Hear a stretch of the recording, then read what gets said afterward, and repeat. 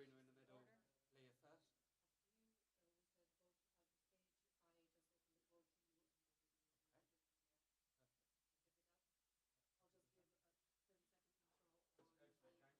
I think you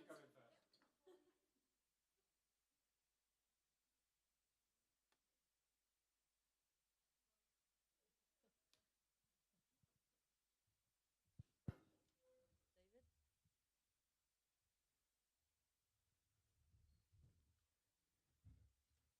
Hi, and welcome everyone to this very first press conference here in Zurich. We are very pleased to be welcoming the English team.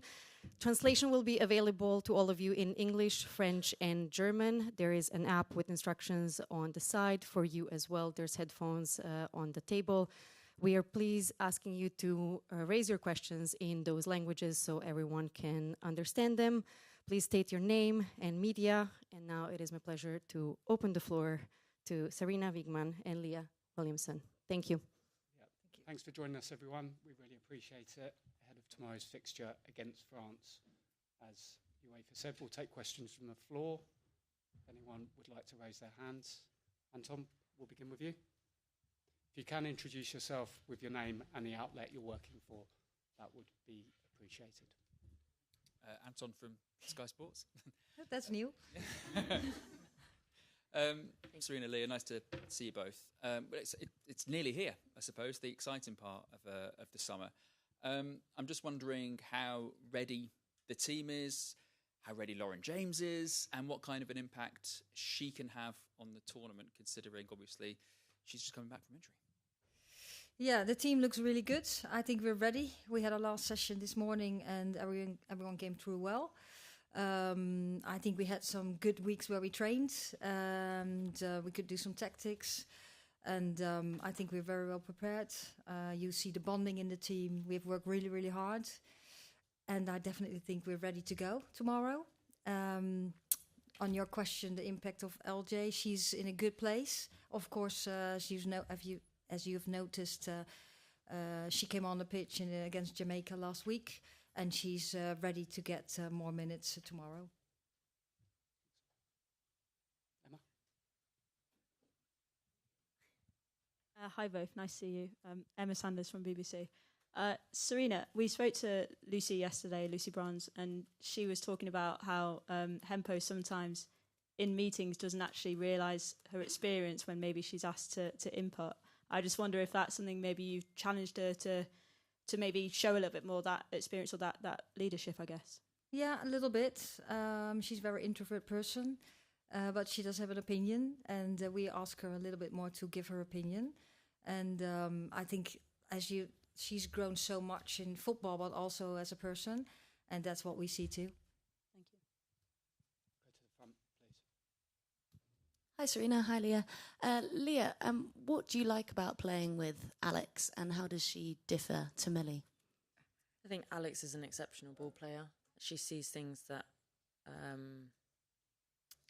not many do.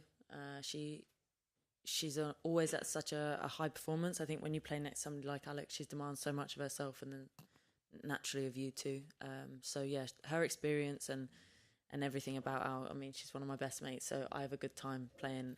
But she's also one of those players that you don't want to let down because her level is so consistently high. And how does she differ to Millie? To Millie, I think there's loads of differences in terms of. I think that mostly, obviously, the physicality of it. Millie is blessed in ways that people like me and Alex are probably not, and she has those strengths. And I think, we have to do talk in a different way, I suppose. And it's Ian's last tournament as well. How has he helped you as a person and as a player? I think his football brain. He works so hard, and he's a very tactical man. He's got a lot of ideas about football, and he always challenges me. Sometimes he knows he pushes me sometimes because I go to bite at him. But yeah, he's been a great person to have around the team, especially in the Euros 2022. I think we all appreciate him for the role that he played and have done ever since. Super. All the best for tomorrow. Thank you. Just go behind. Thank you. Hi, both. One for Leah, Rachel Steinberg from PA in the UK. Just having missed out on the World Cup and having gone through that experience and that recovery, does it give you a new or different kind of appreciation for sitting here today on the eve of a new European Championship? Yeah, I've probably held some anxiety, I suppose, up until this moment, just because I wanted to be here and I wanted to be with the team. I wanted to experience another tournament for England, and being away from home is special when you come to another country to represent your country, and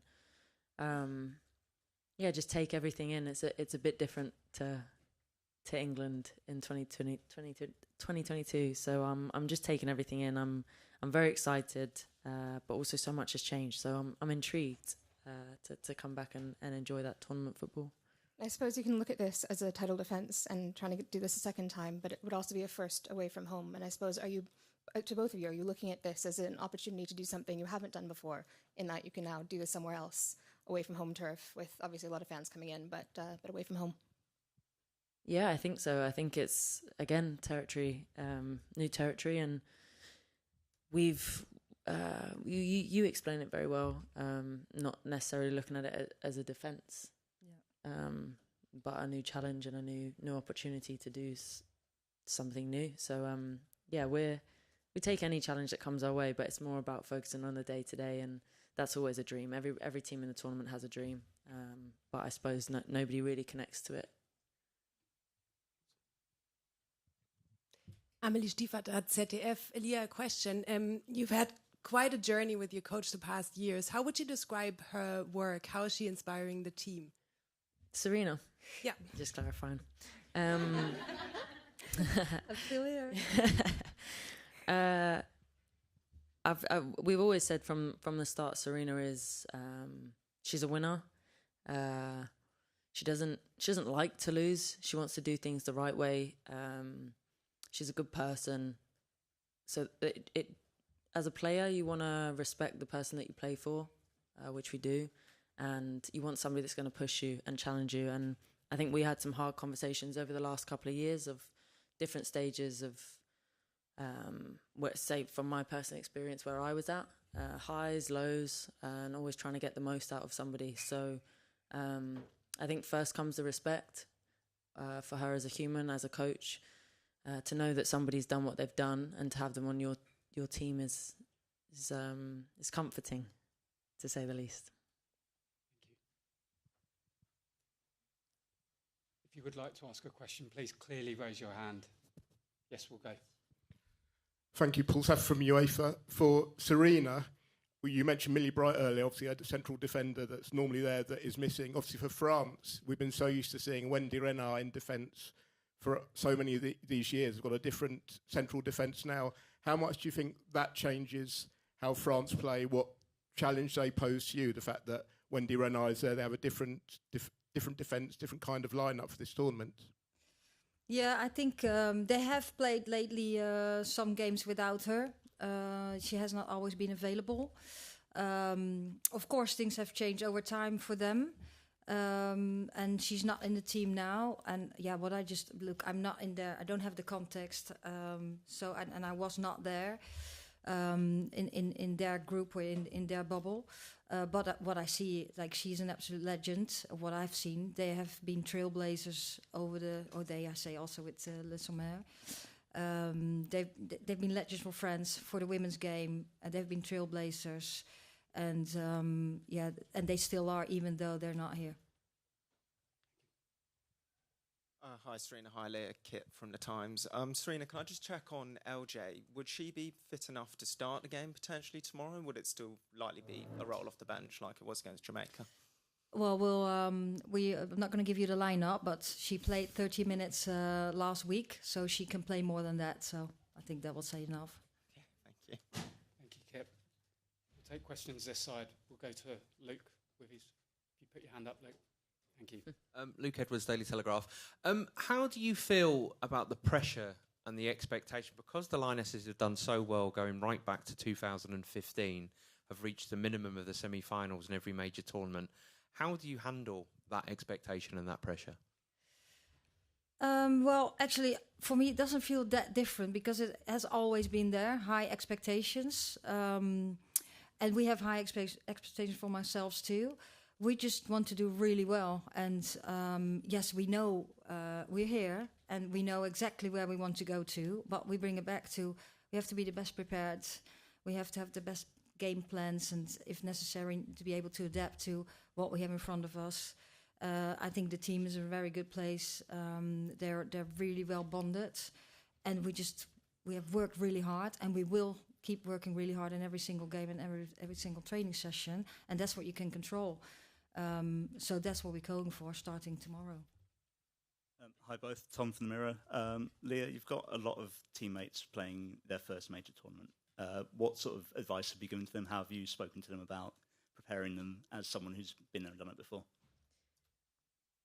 I think the game's changed a lot since the experienced members of the team played there first, like, you know, the whole landscape of women's football.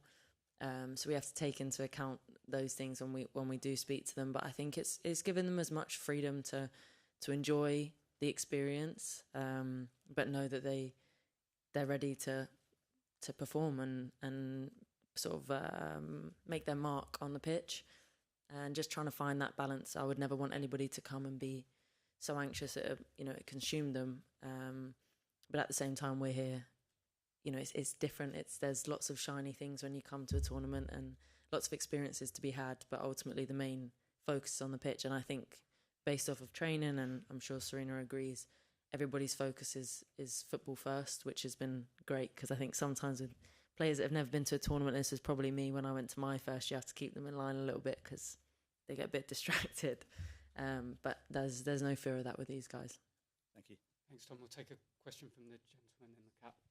Thank you. Bonsoir, Julien Froment pour la radio publique française Radio France. Une question pour vous, coach. Quel regard vous portez sur cette équipe de France qui est en train de changer de génération? On l'a dit, Wendy Renard n'est plus là, Eugénie Le Sommer n'est plus là non plus. Quel regard vous portez sur cette équipe de France? C'est bon? Non?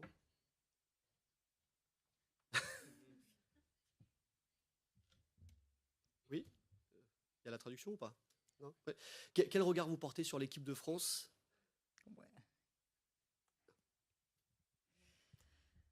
I still think I think the French team is still very, very strong. They have young players coming through, and of course Wendy Renard is not there, and Le Sommer is not there.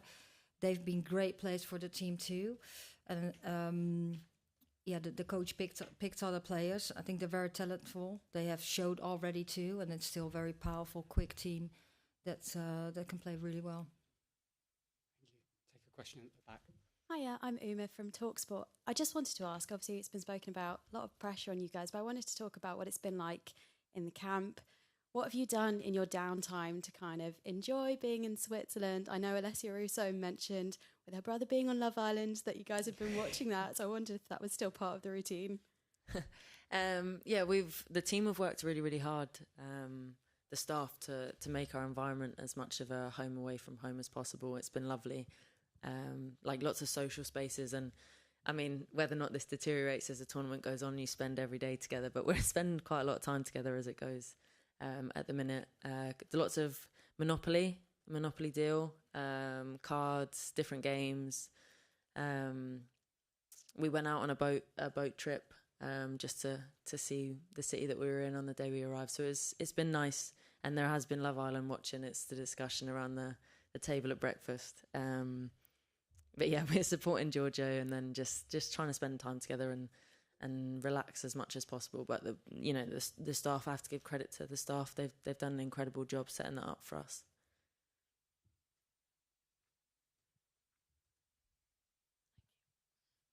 Hi Leah, it's Holly from The Mirror. We've spoken to fans today who've been inspired to buy tickets after watching the Euros in 2022. And UEFA says that most of the games are sold out. So I just wondered, obviously, does the roar of the fans, does it still give you a rush when you're on the pitch and when you first walk out, even though you're an experienced player? And how much does it help you, to spur you on to try and get those wins? Yeah, we were talking about the atmosphere at Leicester. It was a great atmosphere, and we could hear them, and it does make a difference, especially in certain games where it's tight. You want to hear them. You want to No, I suppose also you sort of you acknowledge the responsibility that you have when people come to watch you. You know, it's a nice pressure to carry in terms of people have come to support, so you give everything that you have for them. But yeah, it was difficult for family and friends to get tickets, which means England fans, I presume, have done their job well and secured them. So we're very excited to get in front of them, especially, you know, even in Australia, I was there to watch, and the English fans there to support. It was incredible. So we have good memories, and we always just want to respect that. I think when they look at us, they see a team that would give everything for them, and I think that's where, you know, they keep coming back for that reason, and I hope that continues. Thanks, Holly. Just in front of you, please. Oh, sorry. Thank you. Hi, Tom Hamilton, ESPN. Sarina, Leah just mentioned there how you've been emphasising that this is a new challenge and a new opportunity for the group. The players themselves have talked about New England quite a lot as well. Is that your way of sort of resetting this group and sort of drawing a line under previous success to kind of bring together a new challenge as a whole? Yeah, it was our way. I think we've spoken about it several times a couple of months ago, so where we're at. And the team has been a bit in transition, of course. And we absolutely cherish what we have done before. We'll never forget it. And those are lifetime experiences for us and for our families and also for the fans. But you have to move on. And you have to be on top of it. Things are changing very quickly. Things are developing very quickly. So we have to do too. And we came together, it was actually in February, and then we came to this, that we said, yeah, it's a new challenge. The approach was there anyway, but we called it the New England. Bonjour, en français, s'il vous plaît. Bonjour. Now, don't think I speak French. That was lovely. C'est bon. Plusieurs joueuses françaises jouent en Angleterre. Est-ce que, Léa, vous pouvez dire un mot sur Sandy Baltimore qui joue à Chelsea et que vous avez affronté plusieurs fois? Merci.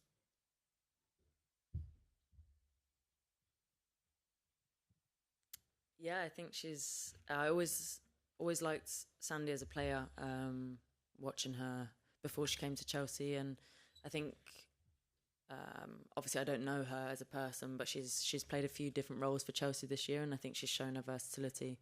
I know that she's got an incredible shot on her, and she's a very skillful player. So yeah, I've enjoyed the challenge of playing up against her at Chelsea this year, and yeah, we'll see tomorrow. Any final questions? If not, we'll thank you for your time, and we'll see you tomorrow. Thank you very much. Thank you. See you tomorrow.